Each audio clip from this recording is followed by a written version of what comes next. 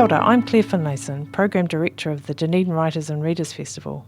The 2019 festival recording that you're about to hear was brought to you with funding from the New Zealand National Commission for UNESCO and with the support of OAR FM.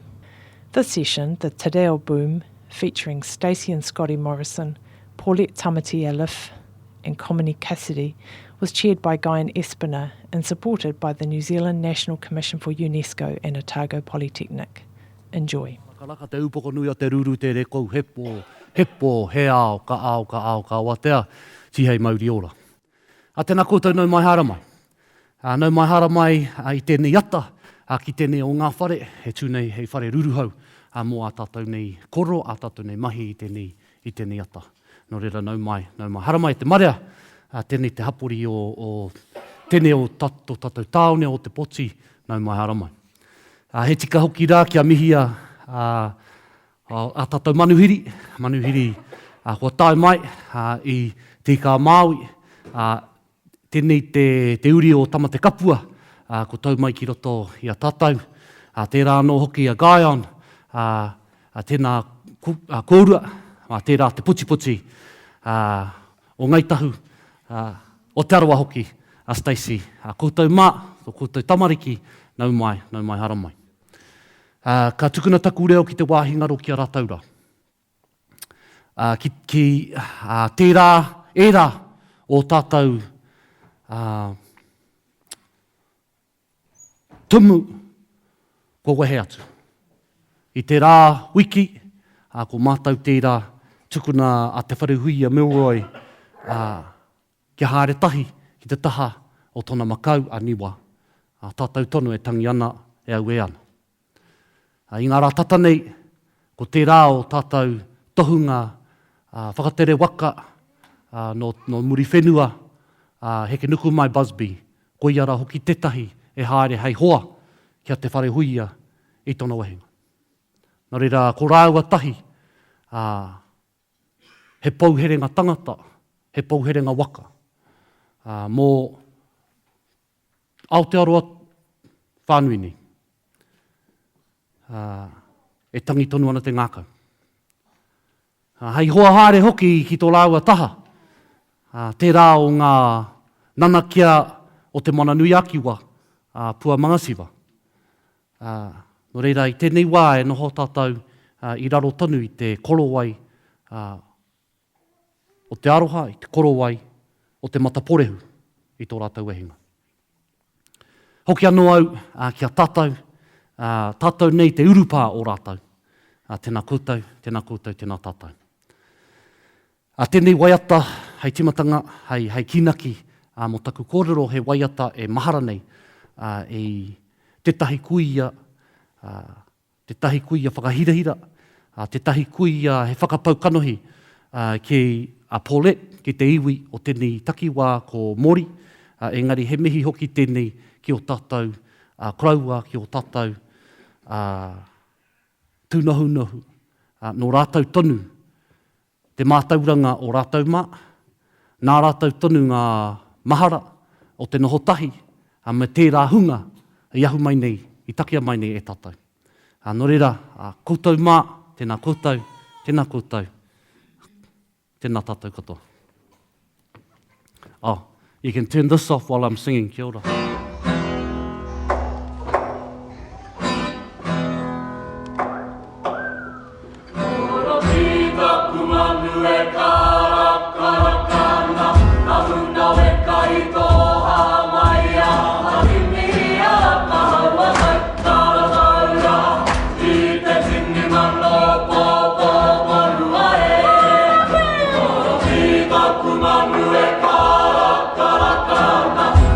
No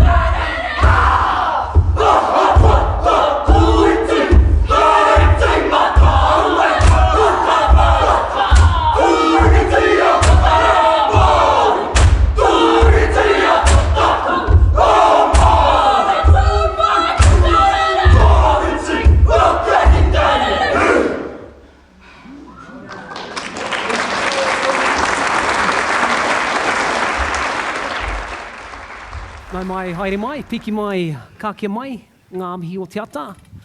Welcome, good morning. Ko Guyon Espiner tōku ingoa. My name's Guyon Espiner.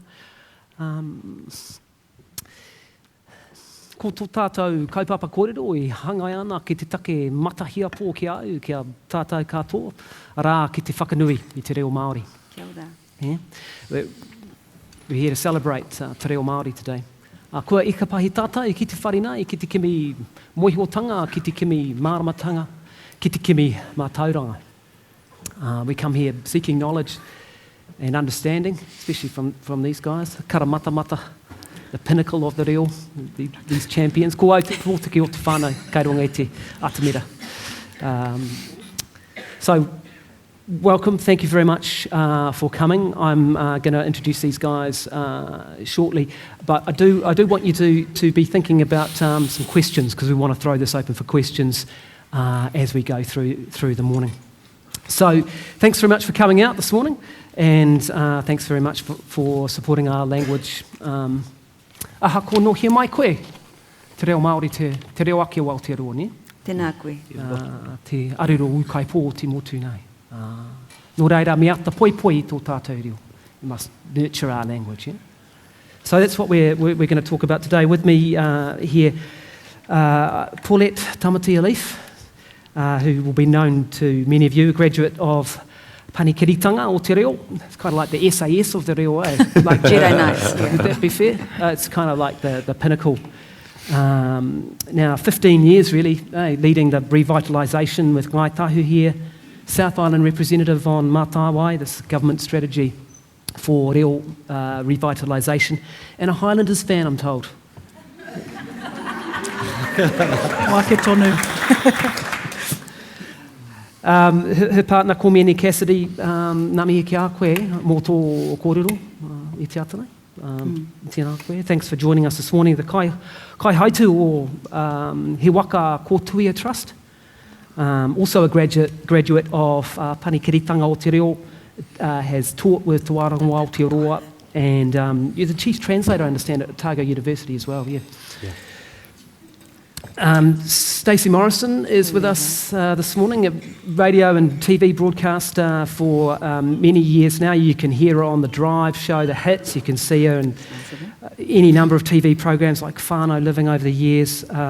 Stacey won the Te Reo Champion Award for Reo Advocacy back in 2016 and is the co-author of Māori at Home, which she wrote with Scotty Morrison, who's also with us. You see him on Te Reo Tātaki, TVNZ, programs like Marae and Te Karere.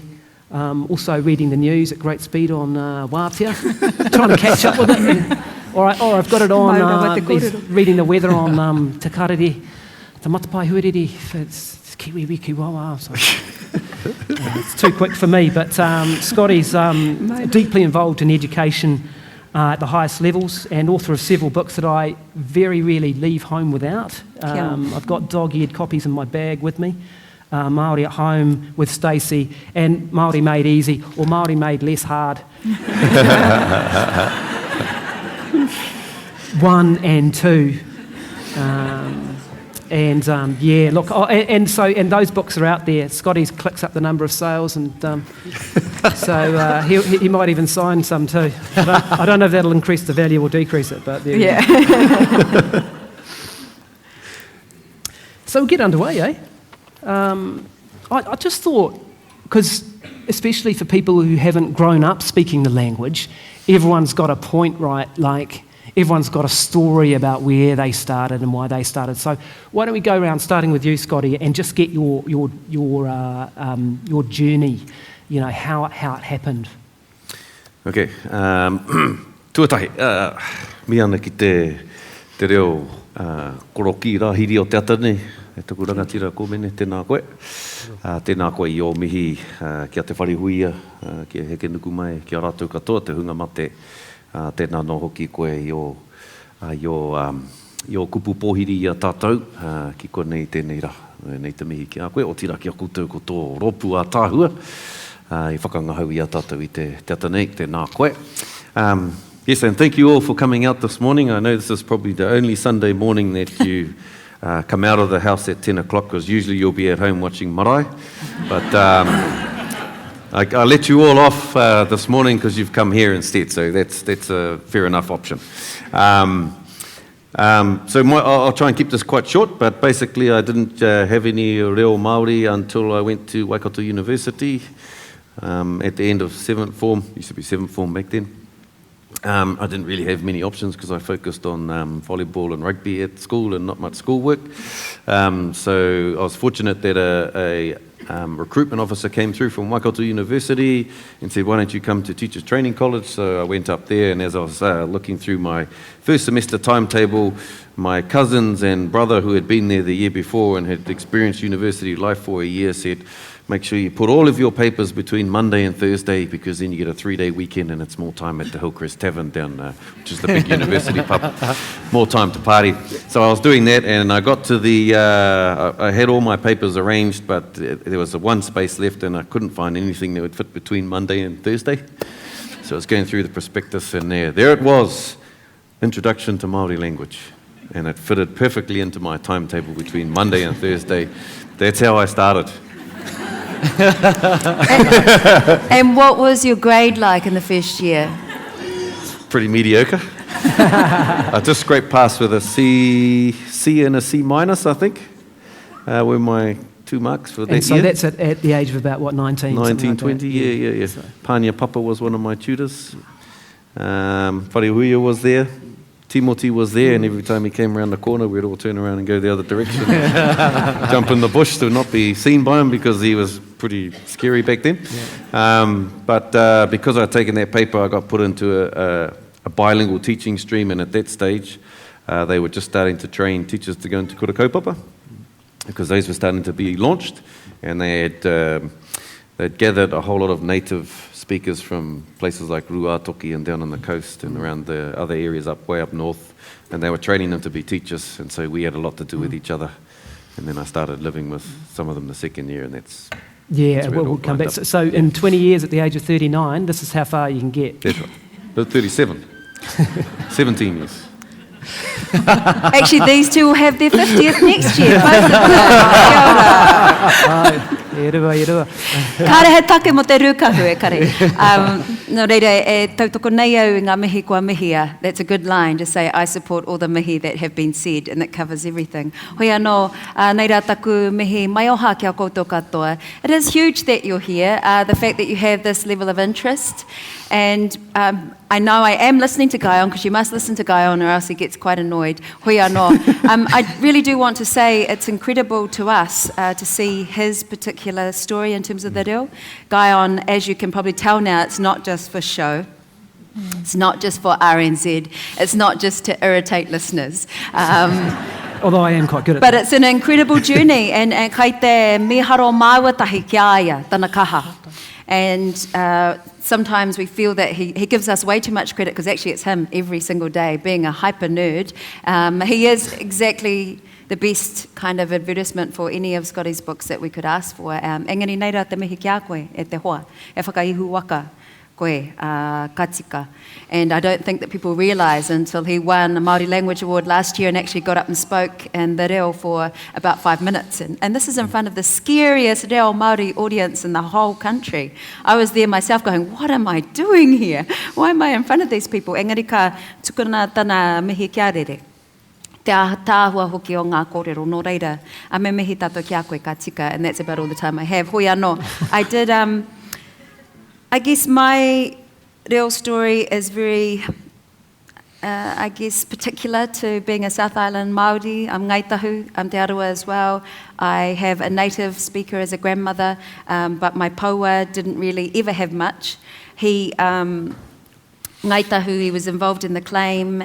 He had enough to get by always, but the story of our language loss in the South Island is something that won't be of a surprise to most of you. And so that language trauma was well manifested in me when I went to Aranui High School in Christchurch. And the beautiful Māori teacher, Tihi Puanaki, was pretty much like Timoti Kairetu to me, incredibly frightening. And so I just ran away from her. I was just so whakamā, so embarrassed that she would know my grandmother and then she'd expect me to be able to speak Māori, and I couldn't. So actually I learnt Māori by learning Japanese. I went to Japan as an exchange student for a year. I learnt someone else's reo, and I realised that I needed to learn my own and what reo does in terms of your connection to culture. And so I always knew it was inside me, but I never had the courage to unlock it, really. And so it's been a journey of unlocking what is very much part of me, and a journey of becoming more comfortable in my own skin and my Māoritanga. And luckily I married a dictionary, according to some people. Hoi anō, kai a koe. Yeah, again, not dissimilar to other stories of people growing up here in the south. My father did have a little bit of reo, and we would hear him laughing and swearing with his whānau on the phone, but that's the only time we ever heard him speak Māori. And he would give us little things, so we would have, tangohi o hu, take off your shoes, whengu to ihu, wipe your nose, horoi o ringa, wash your hands. So we had these little sort of 3-word sentences that we grew up with. And then when I was about 20, I went to a wānanga reo in Pehiawiri in Whangarei, back up north where I'm from. And spent a week with Te Kaumakiha and Hilda and Hone Harawira. And that consolidated all the little bits of words and sentence structures that I might have learnt through songs or through other things into a little package that I could have stunted, halting conversations with people in Te Reo Māori. And then Paulette chased me and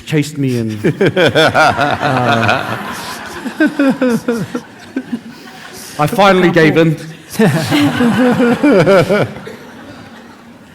And when she was hapu with our first baby together, we made a decision not to speak English to that baby. So that's 17 years now of tū mai, and then Kiringaua Tatarau to follow. And Taikawa, although he was 7 or 8 when tū mai was born, it's been dragged along on this journey with us as well in Te Reo Māori, and pretty much from that point speaking Māori every day, even though those first few years the Māori wasn't very good. Tū mai didn't know, Now they know, and they give me heaps about it. The growth was exponential each day. You have to stay ahead of your kid. You have to introduce the world to them in Te Reo, and so you have to, develop your language to get there. And then lucky enough to have been part of the Kurereo Wānanga, and then through that to have been chosen to be part of Te Panekiretanga was, very fortunate. Tēnā tātou. He mihi anō ki a koutou kua whakarau ka mai te rangi nei, ki te haki te whakanui I tō tātou reo, kia kōrua, koutou hoki kua tai mai. Nei, aku mihi. We were leaving the house today, and the only other people we saw on the road, apart from coming to this function, were probably going to church. So, ngā mihi kia koutou, ngā sinners. So, like Komene and Stacey, a child of Te Waipounamu ki I Oteputi nei, had very little exposure to Te Reo Māori. The times when we did go to the marae, we just assumed that Megan's grandfather and my Auntie Māori were the fluent speakers, but it wasn't until I hit Queen's High School. It was the only school in Dunedin that was offering Te Reo Māori as a subject, only because my auntie had come down for the Te Māori exhibition in the 80s, so that had quite a profound effect on our community here in terms of cultural revitalisation and gathering our communities together. But so I had an auntie teaching at Queen's High School, and so that sort of took me on a formal learning journey. However, and through that discovered that the words that Mum used at home that we thought she'd just made up, like she called my auntie a pinono. She always talked about you're going to kick out nono. And all these words that we didn't actually realise were Māori words sort of came into play then. My mum is a good singer too, so we had a lot of waiata at home, so a lot of my reo journey has been made easier through being able to sing and use waiata as a tool for learning. However, I was raised by a really racist father who was opposed to Te Reo, saw no value in it, didn't value the culture either. So it was quite an interesting upbringing. It made us all of his offspring more determined to support our mother and to engage with our culture. So it's, in short, same as Komene, I raised some children. My ones were better looking than his. Just on the side. Yeah. What about the chasing part? All It's actually very interesting for me listening to these two speaking English, because our relationship is actually built on a Māori language relationship. So this is probably really the first time I've heard either of them speak English at any length. That's an interesting point, isn't it? Let's just jump in there. Whakawhiti, whakaroa, just kick it around, because relationships, I mean, I remember Stacey saying to me early on, if you meet someone and you start speaking in Māori, that's the way it'll go. And with these guys now, we only speak Māori, which it's great for me, and also hard because my reo isn't very good. So I'm understanding, bits, and I'm missing bits, and I've arranged to meet someone at the pub and they're not there. It's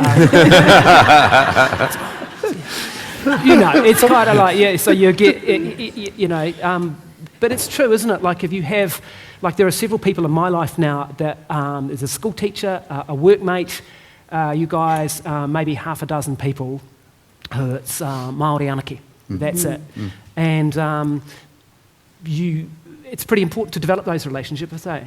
Yeah, and it's challenging as well, particularly if, as a whānau, you have established your relationship with your children in English, then switching it around. We have a lot of people who speak Māori to their kids, and the kids will speak English back, and that's a real big challenge for whānau. And then, I sit here and I was thinking last night about our privilege, because we are married to Māori-speaking people. So that's the way that you revitalise Te Reo Māori, make everyone get married. And have kids. Yes.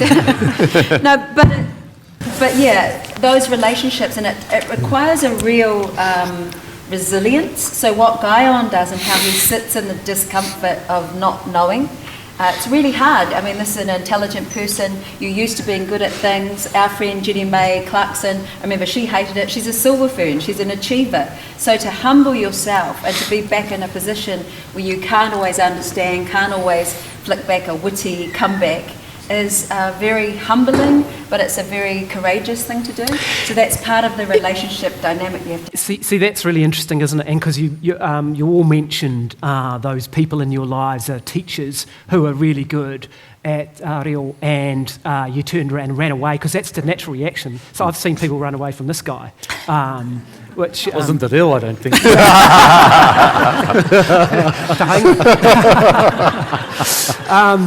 See, I can get you every now and again,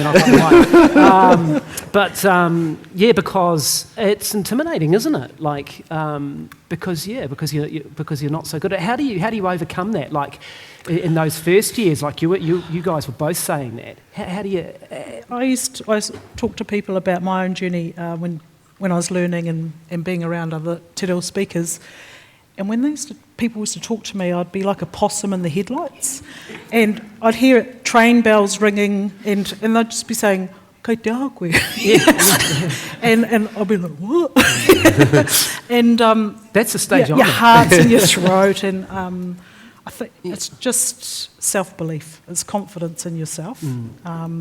And I think just being determined to like Stacey felt that yearning all my life for something that was missing in my life. There you go. I don't think we're actually going to do that set. And just slowing yourself down. For me, it was just remembering to breathe and just taking my time and not being whakamā to ask, kōrero mai anō? Kōrero mai anō? It's a good one early on, isn't it? Absolutely. Yeah. And but yeah, I was a runner as well. I used to hide and run. I think my first kurereo, I was so anxious. I went to the bathroom and I sat there for about half an hour sweating. I thought I was going to be sick. And it was materoa. The most gentlest, ngāwari, funny, amazing kaiako, and that's how anxious I was. But because you talk, Stacey, about language trauma, don't you? What do you mean by that? Actually, Scotty's spoken about it on television. It was interesting to see on Facebook people going, "Oh, there's a new one. Oh, okay, what are they making up now?" But language trauma is, Rawinia Higgins is a very good expert on it, and Poia Rewi, who works here. So language trauma is the manifestation of language loss, of this determination to stamp out Te Reo Māori and the mana that it has. And so in the ways that it will manifest is when we have all of these reactions that we have, and they're physical reactions, and it means that sometimes we turn away from the reo. Like when I learnt Japanese, it was easy, and everyone's much more impressed that I could speak Japanese than Māori, but actually Japanese was easy, because I had no expectation, no weight of feeling that this was part of me and I should be able to speak it. It's just Japanese. Māori nihongo wakarimasen, karedo gamarimasu. You know, just... Yeah, hai. Whereas with Māori, I believe it's also he mea tuku iho. And so we feel the pain of our ancestors and of people that were beaten because they spoke Māori, people in our whānau who, in these really subtle ways, were told that there is no value to Te Reo Māori. So Scotty was top streamed at high school, and so he was offered French and German, and only in the lower levels were you offered Māori. So all of those things say that it's not an important language. I say now this is our act of resurgence and to be who we really are, our best Māori selves, and Scotty and I are Pākehā as well. It's quite obvious with some of us that we have Pākehā blood as well. So to be our best New Zealand selves, we can express both of those sides. But language trauma is something that I think we need to be honest and open about, that because it stops people. It makes them go, "Oh, I'm really bad. I want to go back to the beginner class. Oh, I'm not as good as so-and-so. How come I've been studying as long as Scotty, and how come I haven't got that reo?" All of those things are language trauma manifesting. Yeah, you see, in our whānau, my aunties treat Te Reo Māori like it's their grandfather who spoke Māori. So on their grandparents passed away, and they grieve their lack of knowledge of Te Reo Māori in the same way that they grieve their grandfather.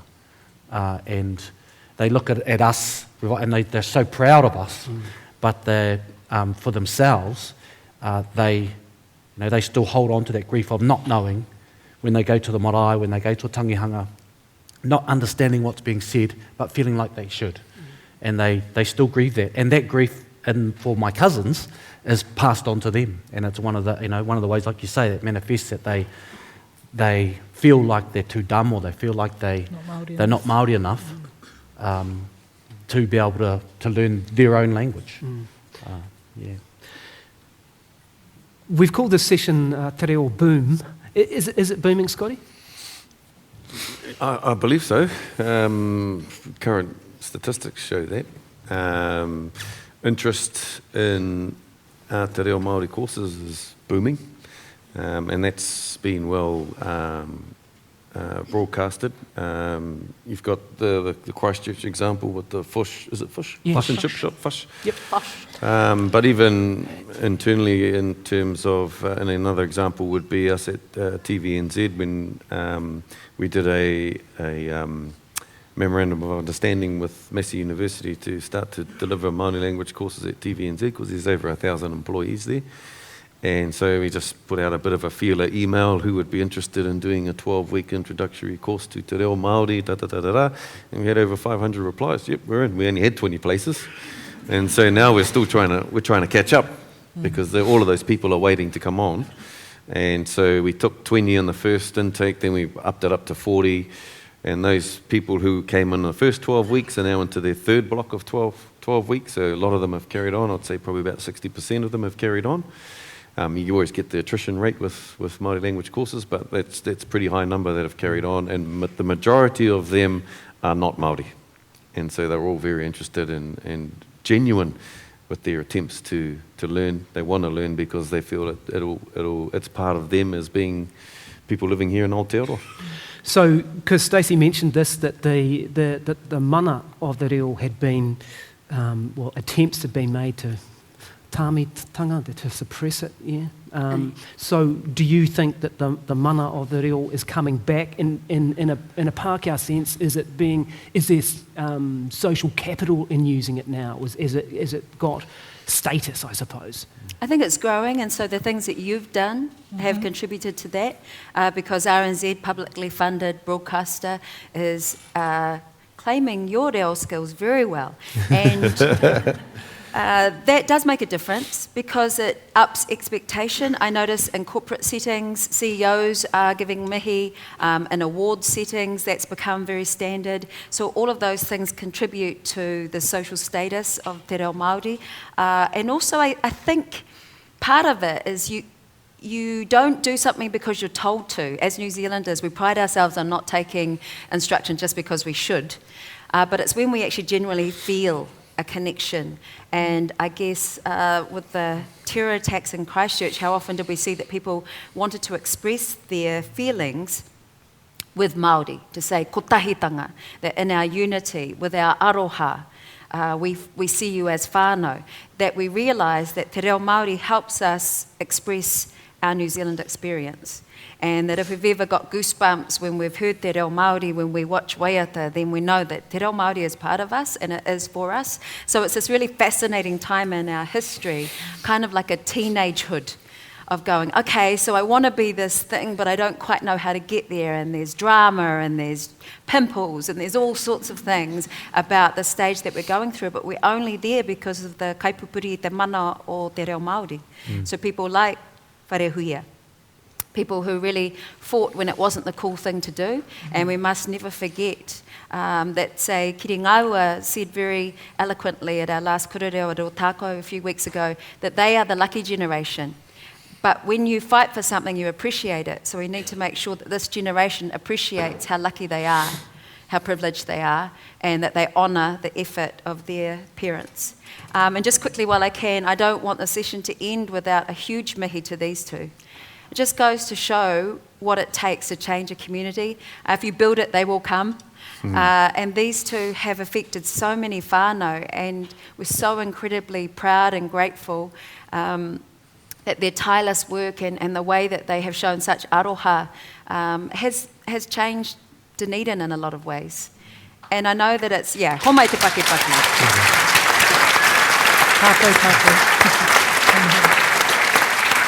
But it's fascinating too, people move in silos, and so we all know we're in this little bubble of te panakireta te reo, you know, and we see all the reo speakers, but people like these guys actually reach out, and I know it's hard and it's intimidating. You see these kids are all so neat, and you think, oh, I'm not a poi tuela. I still can't do poi, by the way. But it's really important to have these people who are bridges, and then Guyon does his bit, Scotty does his bit. Scotty is mostly there for the queer audience. I was told at the tangi this week, this woman said to him, she goes, you know, I'm only 80.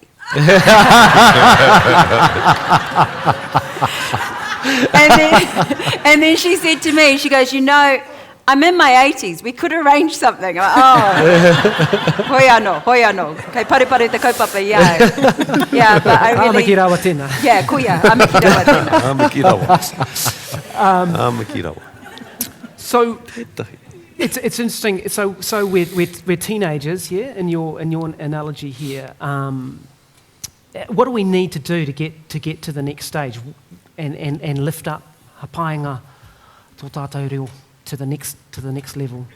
What do you think? What sort of strategies do we need? Is it media? Is it classes? Is it all those things? What do you guys think?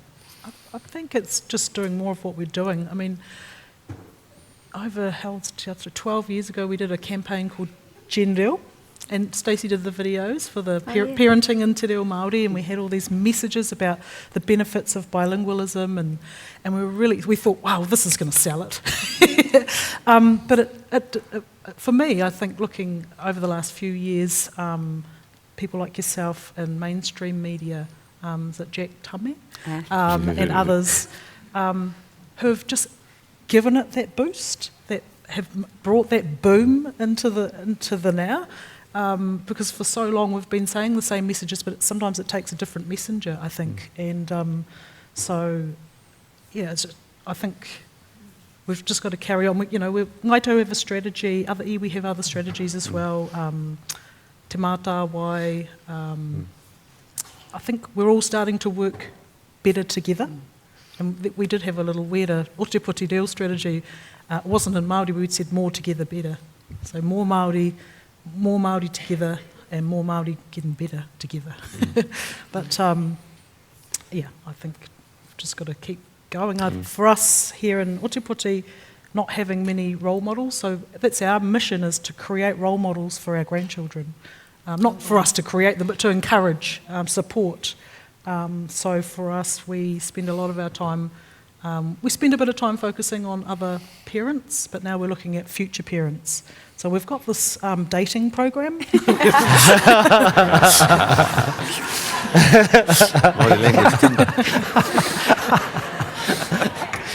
Looking for a te aroa young...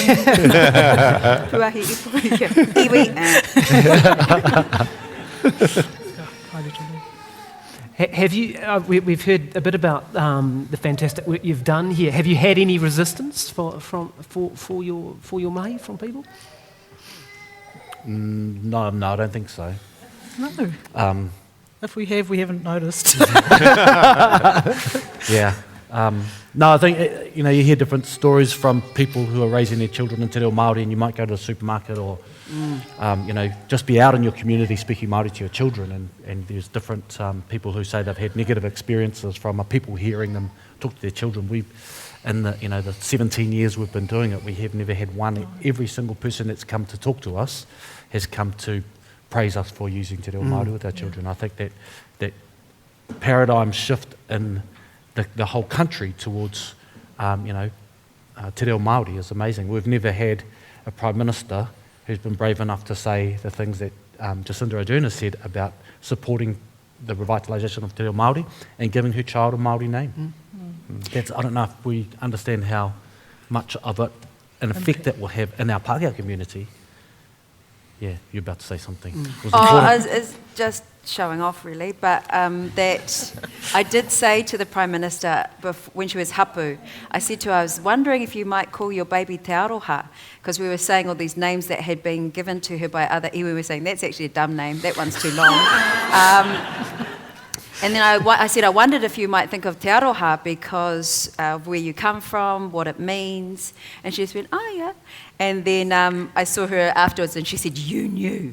And they had it. But you're right, all of those things make a huge difference. But we've had resistance to our existence, to the fact that what we're trying to give our tamariki is their birthright. And then from that, the birthright that we weren't born to. Also, I realised I had no friends and I had no one who I could speak Māori with, so we built a community, basically, in Auckland with others. And the idea of going to a coffee group in Ponsonby was absolutely horrifying to me, so we needed people who were like-minded. So you need the tautoko to do that, because we've definitely had resistance and comments. What sort of things? I'm looking at you, that's my throw to you. We were in the supermarket one day, the four of us. I think Stace was somewhere else, and talking Māori, and there was this elderly Pākehā lady within earshot of us, and she just turned around and said, "Oh, don't talk that jungle language here." And I just said, oh, wow. I said to the kids, oh, me haere ki te hoko miti, ne? Me haere ki te wahi hoko miti, go to the meat part of the... And one of them said, hai riri ai te kuia rā, papa. So they said, what was that kuia angry about? And I just sort of said to her, kawe mahara ka mate I a koe nei. But talking about that whakatukuranga, because I think that's sort of a generation that's starting to dwindle. Mm-hmm. And actually, one of the, to put it nicely, but there's still... to those of you of that generation in the audience.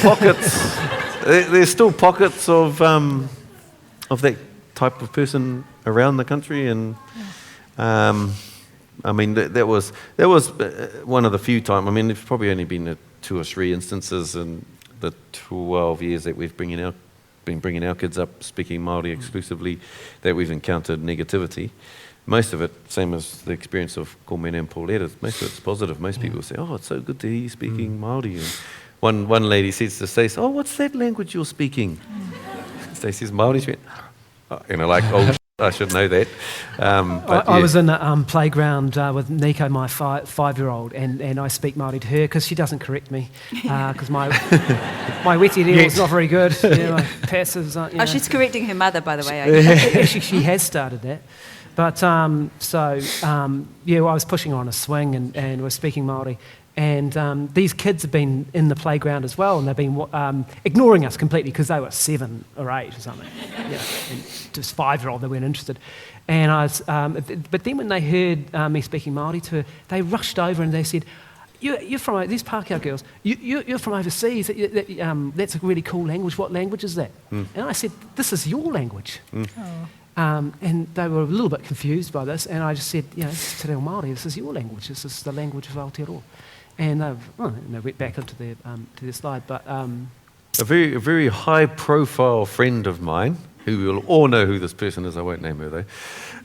She was at the school assembly because at our school, at the beginning of every term they have a pōheri for the new families that are coming in, the new kids, and so she brought her 5-year-old son in, and I saw her later on that day at work at TVNZ. Clues are starting to happen here, and she goes, oh, my 5-year-old, he really enjoyed it, but he said to me, why are they all speaking Chinese? and I said to her, what does that tell you? This person's name insert there. What does that tell you? That they're in this little bubble and they're not experiencing, they're not engaging with. It's funny, isn't it? Because, and I feel a bit embarrassed about, the praise that I've got and the support that I've got. But it's interesting, isn't it, that you can live in this country and not hear any of this stuff because there are people doing incredible stuff. But if it's on Māori media and you're not watching Māori media or you're not listening to Radio Wātea or watching Te Karere, then you can almost pretend it's not there. But that point's changing now, isn't it? Yeah, which brings us to compulsory reo in schools. Well, what do we think? And that's where that feels good getting a bit of applause for that. But I was actually not a fan of it. Really? No, I was actually on the other side. But it was when I went to Ireland and with the minister then, Te Reo Boom, and we went on a bit of a reconnaissance mission, having a look at language programs, and went to Ireland, talked to a lot of the people, mainstream schools and the Irish language schools, about the compulsory system there. And it was there that I changed my mind, because you could see the benefit of it. And it doesn't necessarily guarantee that they're going to be fluent speakers, but it does. What it does do is it instills a positive attitude towards that language. And so even if they come through the school system and they're not fluent speakers, at least they've engaged with it, they know what it is, they're not going to call it Chinese, and they're familiar with it, so they know that this is the language, this is what it sounds like. I have a bit of an appreciation for it, so if people are speaking, I'm more likely to have a positive attitude and goodwill towards it, and that's a big part of language revitalisation, is goodwill, people having goodwill towards it and positive attitudes towards it, and giving it status. Yeah, linguistic understanding, because I saw a real weakness when I went to Japan and they gave us an orientation, and all the American students knew what words like passive verbs meant, and I'm sitting there going, I don't even know what it is in English, how am I supposed to learn it in Japanese? And we don't have that sort of what I consider to be language resilience, because we aren't big language learners. We've fought hard for our right to be monolingual.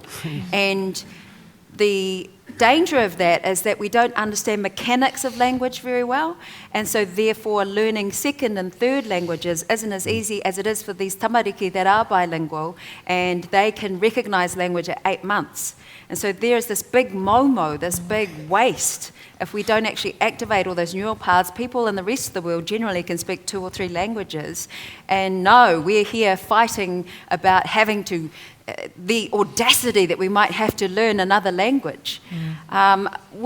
We value all language. When we were in France, we got the kids to speak as much French as we knew. And my daughter actually came back and she said, Kare a hana mai te marama ki te reo Māori. She said, Hana Maya, my friend, she doesn't speak Māori. And I said, yes, she does, because I've spoken Māori to her. She goes, Kao, I ki au ki aia, como se va? Kare I e marama.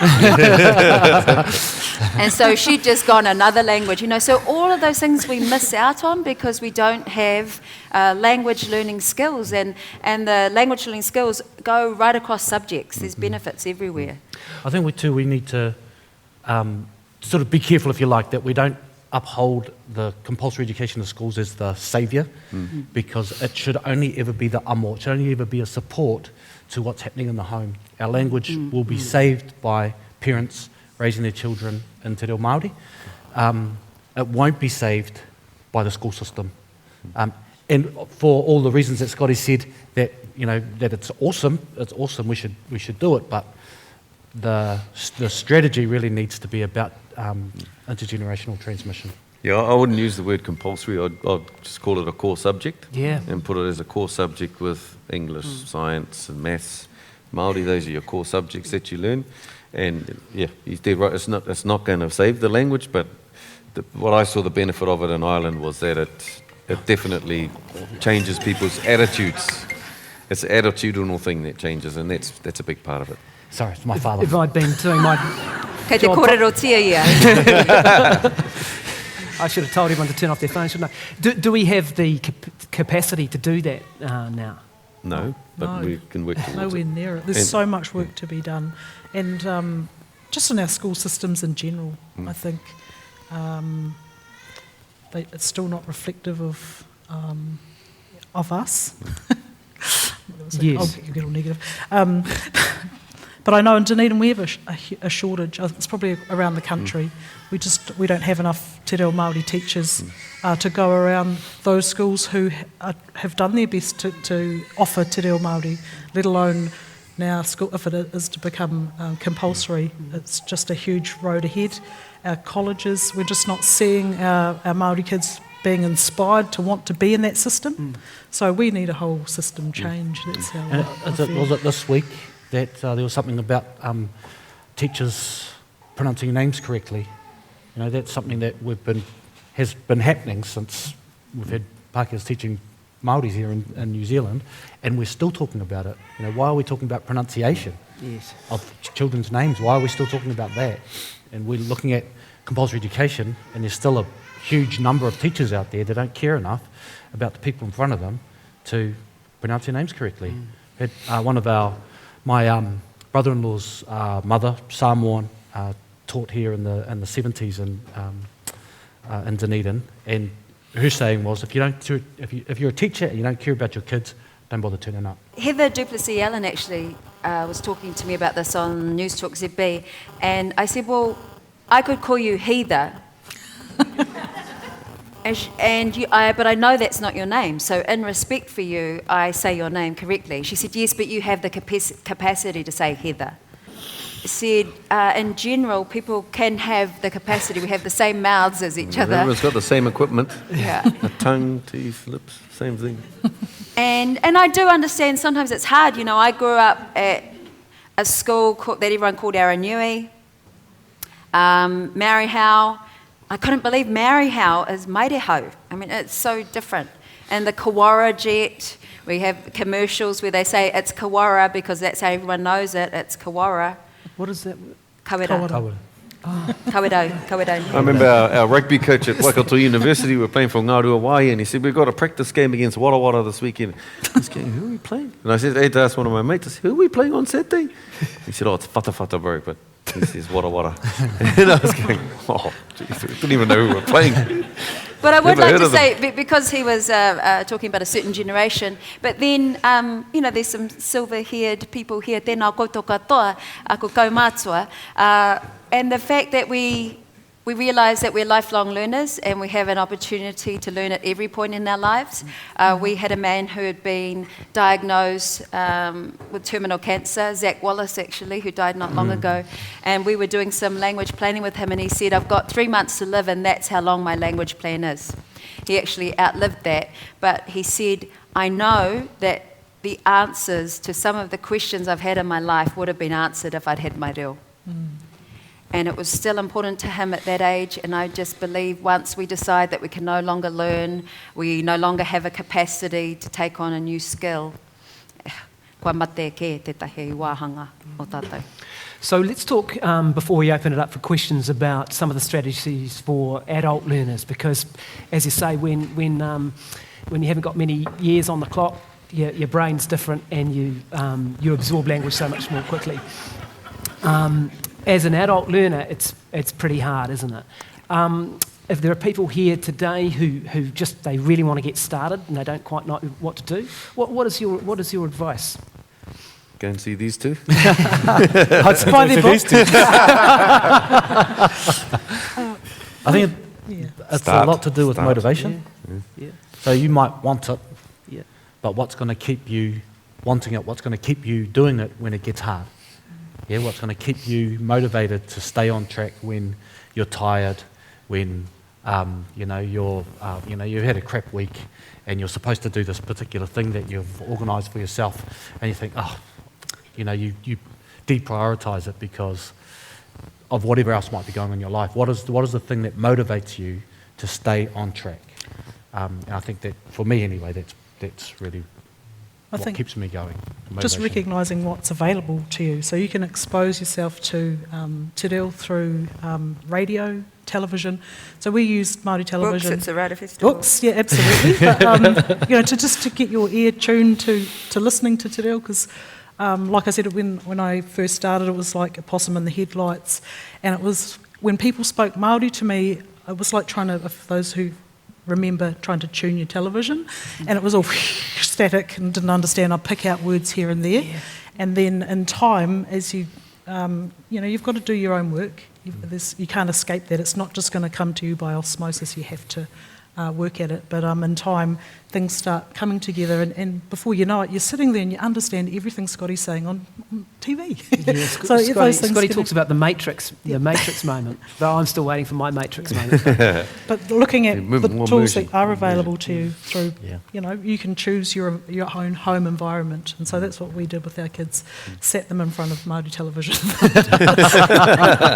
Do you reckon Watch TV. Watch you TV. reckon you could learn that way, either with immersion or with media just going all the time, or do you reckon you have to do witiri, or you have to have to find the structure and all that stuff? I think the best way is to have a plan. Yeah. So you work out what your plan's going to be. We always talk about knowing what kind of learner you are. So do you learn best by listening, watching, doing, or are you a grammar person? Do you need the grammar part put together for you so you can see the nuts and bolts of a sentence? I mean, the ultimate way to learn is how these kids have learnt, and that's just through living it, through observing and through imitating. So, you know, usually they'll be watching facial expressions, watching our hand actions, body language, all of that kind of stuff, and starting to thread it all together that way. And then after a certain amount of time, they're starting to put everything together. And that's the ultimate way to learn a language. But if you can't do it that way, then you try and work out a plan to get as close to that as possible. And I think it's important to take it out of the achieve or fail scale. Yeah. Every bit of time you spend on the reo is an investment. And you may feel like that investment doesn't pay off immediately, but it is actually, consider it soul food, consider it me time, consider it a win, and then celebrate every win. So every time you do understand someone, I mean, I am always sending my mihi, and I'm so grateful, you know, at the big tangi this week, that I can just reply to kuia when they're talking to me and enjoy their naughtiness and enjoy their banter and who they're saying should sit down and all those kind of things. So I appreciate every one of those moments, because there were so many times where I'm like, oh my God, you're talking to me, stop talking to me, because then you'll see that I'm not very good. And now I've just talked to myself the whole time. I haven't listened to what you're saying, and I have no chance of understanding what you just said. And now you're speaking English to me, and that's the worst, because it's a big fail. So take it out of achieve and fail, put it into investment, put it into celebration, put it into, this is where we are. It's not our fault that we're at this place with the reo, but it is our choice, what we do from here. And you can go up and down really quickly in the same day, can't Yeah. you? You can have a conversation and think, oh, I did pretty well on that. And then you're watching Umizoomi and Te Reo Māori on Māori TV, and you're like, I don't understand this cartoon. What's going on here? And you're like, gee. So, on that note, let's get some questions. Here we go. First out of the blocks. We've got a roving mic there, so... Kia ora. Kia Kia ora. ora. I wonder what the Netflix effect is. A couple of observations of myself. I watch a load of Netflix. Right. I notice I watch a lot of films that are subtitled, and I notice that it's you know, I'm one of these failed English students as a Kiwi kid. English was a mystery. Te Reo was more of a mystery. I notice, the subtitles help me read faster. But I also notice that when I watch foreign films, I can't distinguish the words within the sentences. But every once in a while, there'll be something that's a movie in Te Reo. What was it? The Darklands. Was that a movie? The Deadlands. Deadlands. And Scotty translated that, by I the was way. able to pick out all these words that I, you know. So I was interested. What's the Netflix effect on the reo? It's horrific. But couldn't it be a positive move? Couldn't it It be could, good? but we don't have the money. Sorry to be down a buzz, but it's the reality of it. So we'll need huge investment. There are some things happening. Deadlands has got a new run that I think is actually going to be on Netflix, but it's in English now. They wanted it in English Netflix. They didn't want it in Māori. Resource is just a massive issue. But yeah, even so, I was involved in the translation of Dora the Explorer and Umizoomi. I didn't actually do the translation, but I did the research to say that we should do that because it's a first-person direct address. So Dora will talk to the tamariki, then she'll wait for them to respond and come back, and that's how they get some language acquisition out of it. But even then, you get resistance because, no, we should be doing our own Māori one, and, oh, no, it costs too much, the rights are too much. So those are the challenges that we're up against. So basically, it comes down to pūtea. And what are your thoughts about, I'll take this question in a second here, actually, but I'll just grab one myself in the meantime. What are your thoughts about subtitles? So when I watch Te Kari and I'm listening to it and then I've got subtitles, like sometimes do you think that that's good to have them or not? Do you think it's better if people actually learn better because they get distracted and they can just read the English? Yeah, it's a good debate, that one, because we had a debate about whether or not we should subtitle the live broadcast of Te Karare, and I don't think it is. Is it subtitled? No, I don't even watch the one I watch is at like 10 to 6 in the morning. But what we did, so that one's subtitled. Yes. So basically we thought, no, we need to reward people who have put their effort in and learnt Te Reo Māori, and we need to not use English language to give the Māori language status. So we decided not to subtitle the live show. And that was mainly so that people who knew the reo, understood the reo, can, the reward is you can watch this. I think too sometimes the subtitles, if you are a Māori speaker, don't always they don't match up with what's being said. So often I'll find myself lazily reading the subtitles and then thinking, he didn't say that. And then that's I'll just which is a Māori speaker, a Māori language speaker will pick that up, but a non-Māori language speaker won't even know that. No. That's not actually what's being said sometimes. No. It's because sometimes they're being economic on words and they're summarising a big idea in one or two sentences. So you actually do miss out on the richness of the language because of the subtitles. Yeah. So, you don't want to just go to the subtitles as being, what's the term I'm looking for? Is what it is. But it's kind of, so, and that's just your comfortable position that you're in. And thinking, I'll just read the subtitles, because you do actually miss out on a lot of the richness of the language by just relying on subtitles. So if you're actually learning it, better to learn it and understand it, and then you get the whole picture. Yeah. Now we had a question up here. Yeah. Kia ora. Thank you all very much. I had two questions, which is good because that was the first question about subtitles. The second question, other people may know this, but I don't, and you didn't elicit this during the start, but what was your path to speaking Te Reo, Guyon? Oh, what was my stories? Kind of a number of things. My wife Emma is Māori, but we didn't speak it at home really, and she has some reo from her school days. It was really when we had our daughter Nico that we wanted to give her language. And that was my main motivation. I think as Komene was saying, you've got to stay ahead of your kids, right? So, I wanted her to have her language, and I wanted to help her do that. And that was my primary motivation.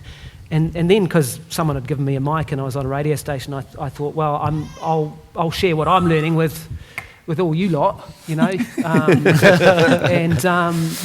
just because I've got the mic. So I started doing that, and there was a few interesting reactions to that. I've just continued from there. And you get the bug, I always but I grew up in Christchurch. Park, our family. I remember I had a whole conversation with my dad recently about kauri trees, and he knows everything about trees, but he didn't know what tree I was talking about because to him it's a kauri tree. Yeah. So we grew up mangling the beautiful names of the places. We used to call Taitapu. That was, and that's no excuse. I mean, that's what we did in Christchurch in the 70s and 80s. I had to unlearn. I had to unlearn all these things to even start when I started at 45, 46. That's kind of my journey, which I'm very much at the start of, I should add. Okay, question up here. Tēnā koutou. Tēnā koe. Kia ora. I've been subject to a lot of positive feedback because I've learnt Māori through the school system, and thanks to Komene as well. And I've been subject to a lot of positive feedback because I don't have a Māori background. I have whakapapa, but I wasn't raised around it. And when I see Māori people who don't speak Māori, but they've been brought up around it, they don't get the same sort of positive feedback as people who haven't been brought up with it get. You know, you see a Pākehā learning Māori and you say, oh, good on you. You see a Māori learning Māori, you say, oh, you should know that anyway. And so how do we encourage the Ngāiwi Māori whānui to pick up their reo and, you know, not feel bad about it and not feel like, oh, I should have done this ages ago? For me, it's not just a language, it's learning our history and understanding the impact that colonisation has had on not only our language but on our Māori world, a way of looking at the world. And so in kapahaka is just a vehicle. I actually hate kapahaka. Devastated. Well, it's just all uniformity and, you know, but through kapahaka, it's another vehicle to share those stories, to stand proud, to stand with confidence, and even though I always say it's a performance, it's not. It's more than that. When you understand what you're singing about and you are there to convey these stories, then you feel it. And so it becomes more than just a performance. But It's a really good access point, though. But I think that's a layer of teaching that we need to think about, and also a layer of society we need to think about, because it is traumatic for Māori to engage in reo Māori learning. And so, for instance, one small tactic we take is we don't teach pepeha in the first or second session of reo Māori classes, because it's kind of, when people have got up the courage to come to a reo Māori class and the first thing they're faced with is yet another sign of their loss and how they don't know who they are, that is just not a welcoming, it's way too tough, in my opinion. So if you know your pepeha, all good, you're fine, but if you don't, it's just another reminder of how disconnected you are. So one thing I've been using lately is a 2-minute video from Kaala Settle and Scotty's colleague, Hania Douglas, on Te Karere. And she says to Kaala Settle, who's here on tour with Hugh Jackman, she says, I know you said you haven't got time for your pepeha, but this is Te Karere. And she says, okay. She's sort of laughing away, and she knows that she's a McDonald. And then she says her mum had taught her whakapapa. And as she starts to go through it, she gets more and more emotional, and she absolutely breaks down. And Hugh Jackman's going, what? There's something incredible happening, and I'm going to show it with my actor face. And and then she's crying, Hania's crying, and then Hania reaches over and she says, I just want you to know your paua and my paua cousins. And they connect. And Hugh Jackman's brain goes, boom! It does. You see it, like it's X-Men, yeah. But it's true, but that's just to demonstrate this is what pepeha is, this is how deep it means. I am showing you my ancestors, the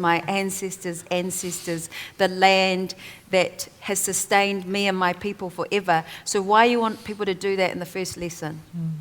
So it's about aroha, really, and approaching teaching and approaching our journeys with aroha. And let's be real about it, bro. I mean, sometimes, you know, it's not Pākehā who are negative towards the reo Māori. Sometimes Māori are too. And sometimes Māori people are their own worst enemy in a lot of this.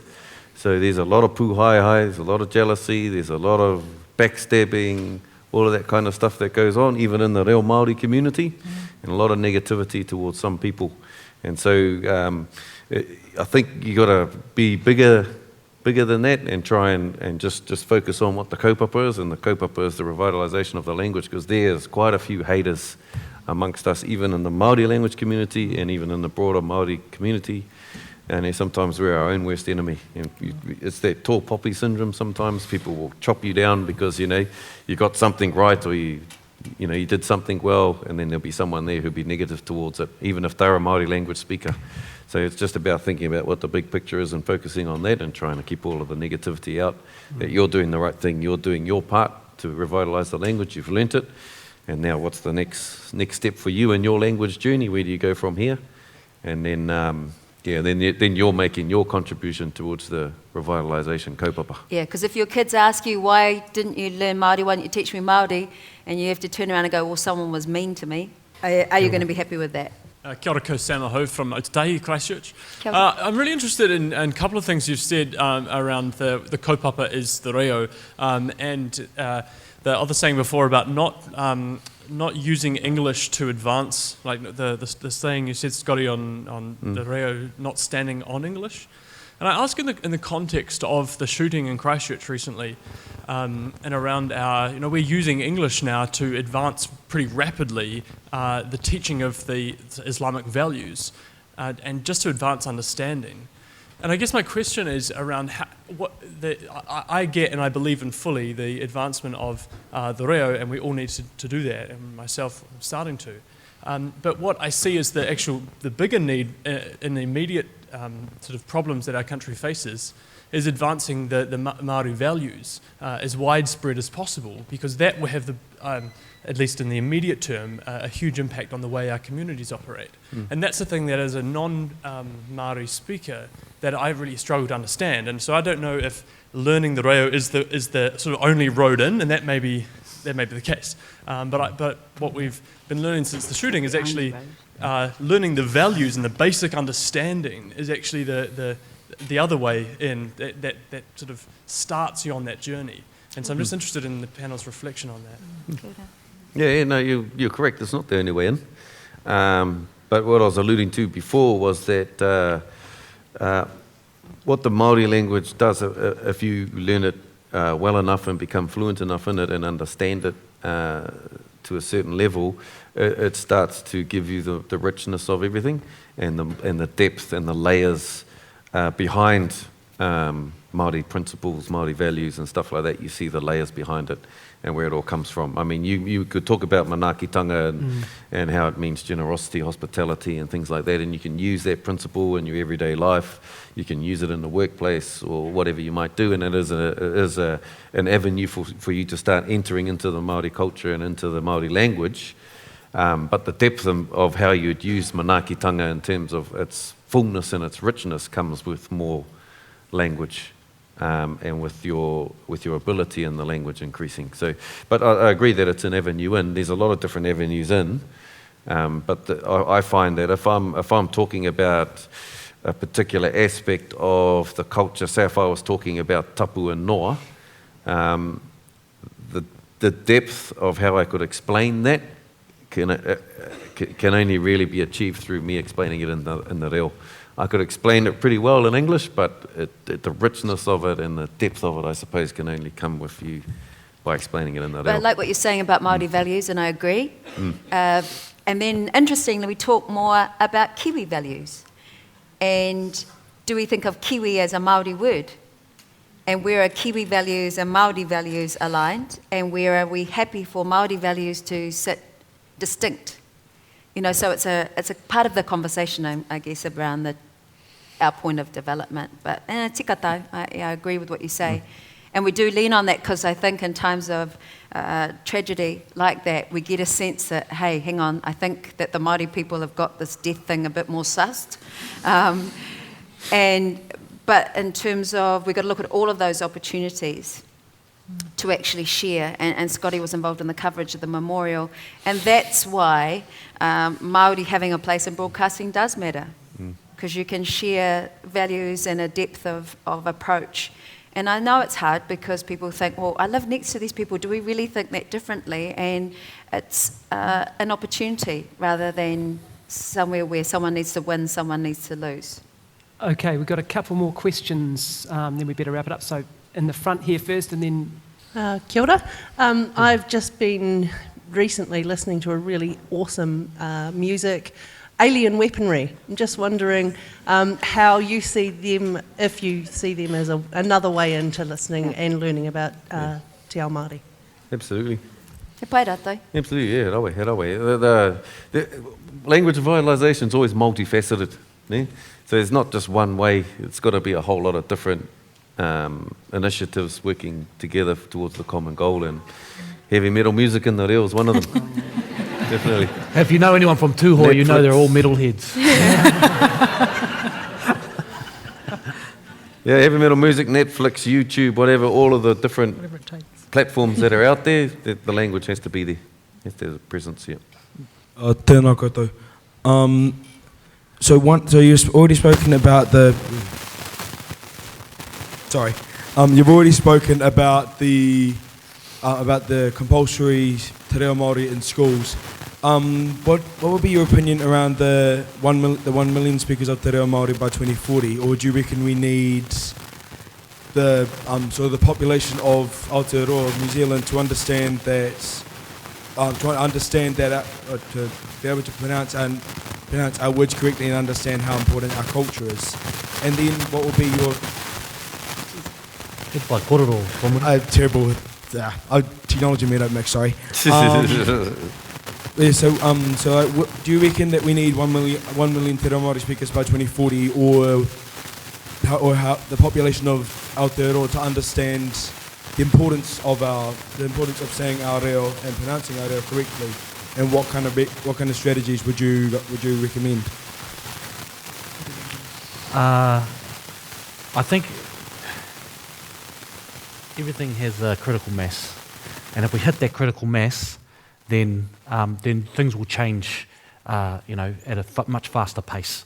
And so working towards that 1 million people will put us at a critical mass for our language, and that will be at a point where we can say, our language is alive and well. And a strategy would be raise your children in Te Reo Māori, teach them their language, tell them their stories, make them proud to be who they are. Breed them out.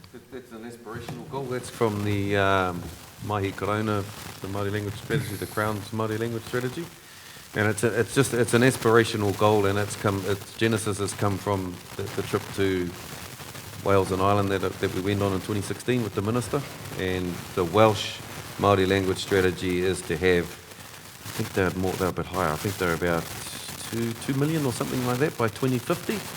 And that's where we had a discussion after that trip, and we talked about what would be the aspirational goal for New Zealand. And where are we now, Scotty? So I don't think we're anywhere near that, obviously. But I know the statistics for Māori is, so the last census was there was 749,000 Māori, that was the population.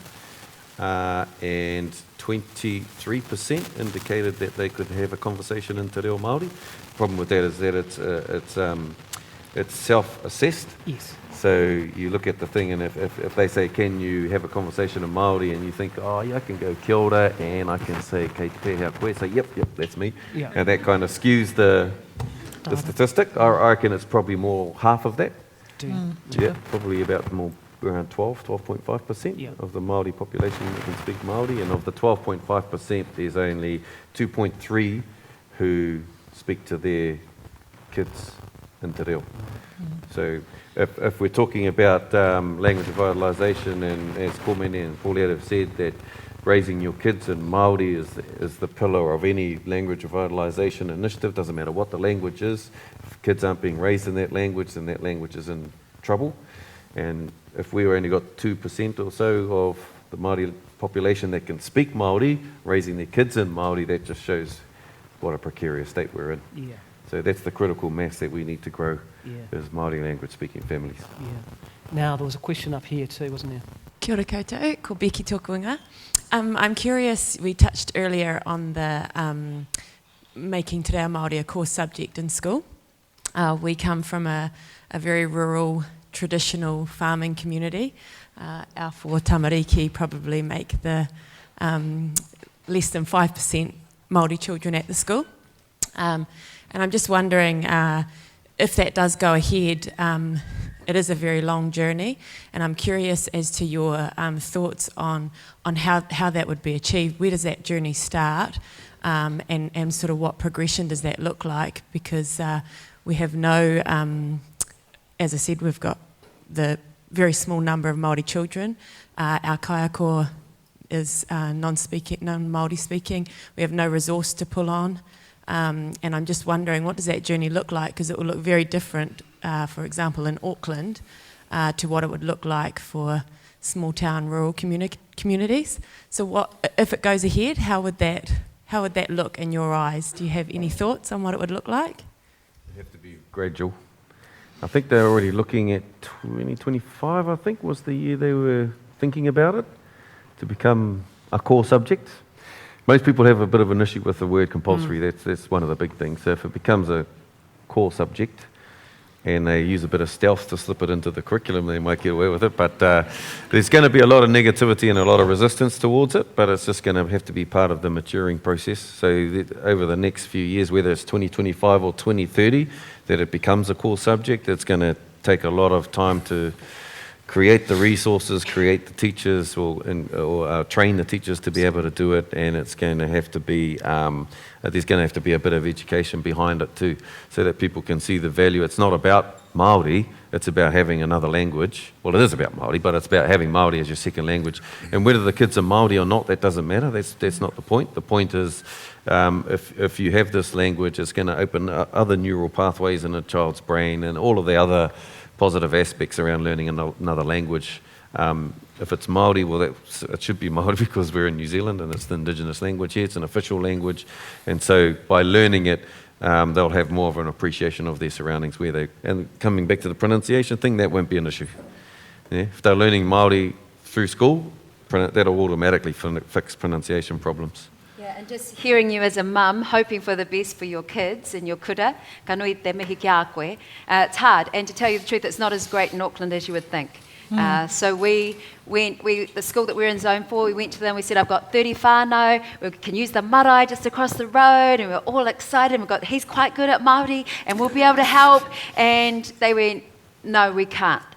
And so we took our kids to another school. So it's also, I'm saying in terms of supporting your teacher, it can be really simple things. That's why we wrote Māori at Home. So it's just your maybe beginning of the day, if they're willing to start with karakia, or they're willing to do mihi at the beginning. Kia ora, ko Stacey tōku ingoa, tēnā koutou katoa. Then if they're willing to have waiata, if they're willing to have kōwhiri, if they're willing to have certain parts of the day that you can just grab little pou and little milestones through the day that they can have Māori in there, mā te aha I tēnā, and then you're actually supporting the teacher, not just going, okay, you do it.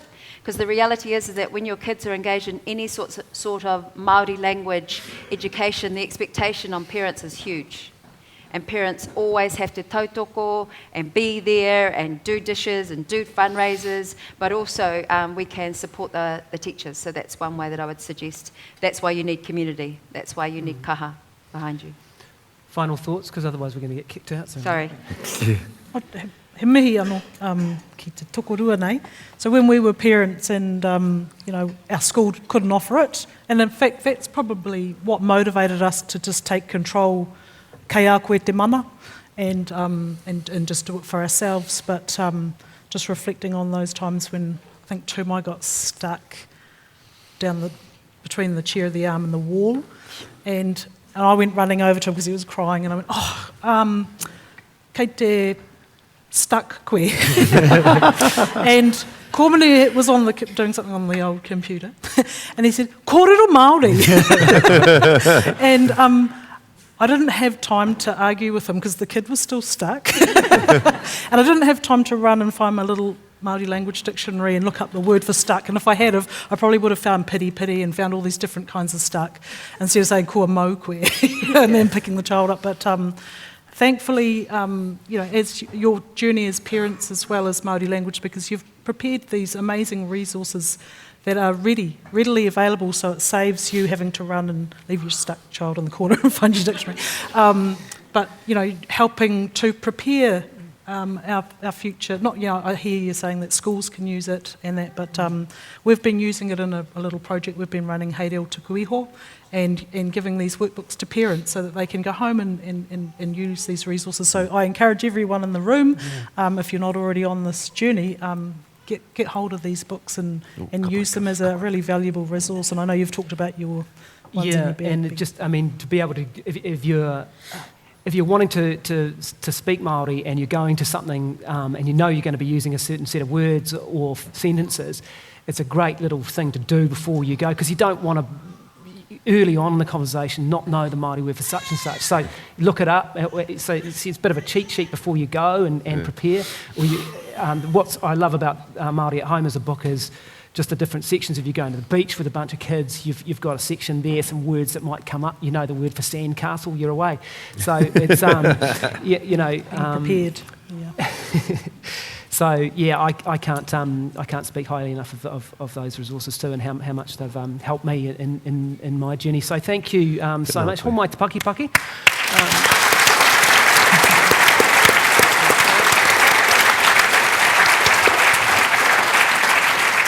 Thank you so much. You've been a great audience. Thank you so much for your questions, and thank you to New Zealand National Commission for UNESCO and to Otago Polytech too for the tautoko, for the support for this session. Nā mihi kia koutou. Tēnā koutou. Kia ora koutou. Tēnā koutou. This Dunedin Writers and Readers Festival recording was brought to you with funding from the New Zealand National Commission for UNESCO and with the support of OAR-FM. The festival receives help from many corners, but we'd like to give special thanks to our major funders, Creative New Zealand, the Dunedin City Council, the Otago Community Trust, and the Lion Foundation.